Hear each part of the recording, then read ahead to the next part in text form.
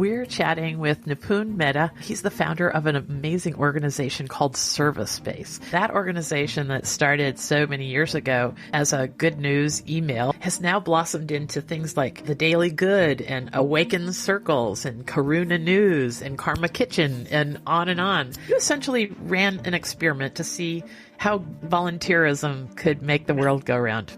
You gave this great quote, which I've thought about a lot since I heard you say it. You say, you can count the seeds in an apple, but you can't count the number of apples in the seed.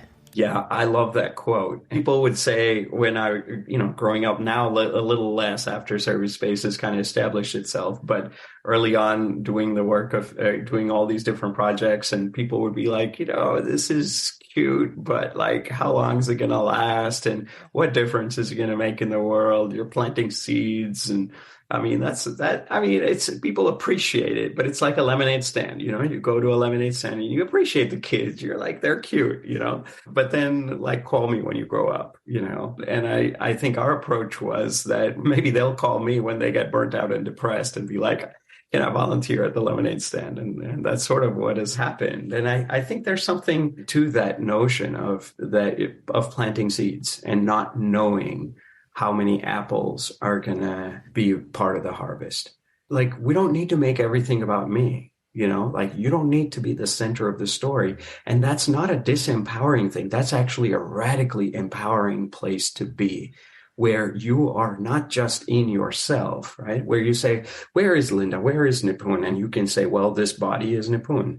But if you look a little deeper, you realize that actually, I don't have to just have a very narrow perception of Nipun. One of my friends, when his father passed away, he was Hindu, and in the Hindu tradition, they cremate the body, and the eldest son takes the ashes and puts it into the water. And he was the eldest son. And as he did that, he was grieving. It was very sudden death, unexpected. His father always wanted to buy a house, and they had just bought a house on the weekend, and his father passed away like 2 days after that. And so it was a very difficult moment. In this difficult moment, he has these ashes and he's about to offer them into a river. And as he's doing this, all of a sudden, he goes from grief to this incredible joy. And he's like, oh my God, where is this joy coming from? And he looks around and he says, I always thought my father was all of this, but now he's going to be connected through all the water. And in the water, there's all these beings and there's all these fish.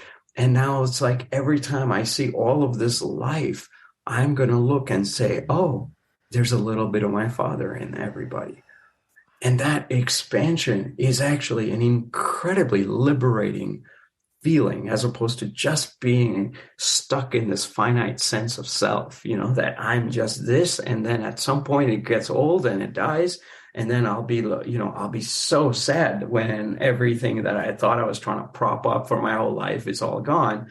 Instead of that, you're like, oh, wait, you are not the wave. You are the ocean in which the waves are rising and passing.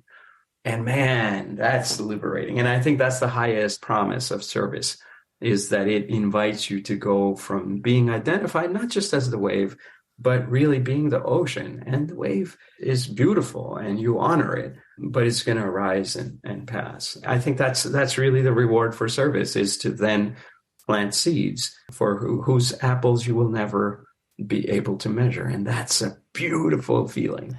That's a glorious feeling. No one will give you an award or money, or, you won't be on anyone's Instagram profile.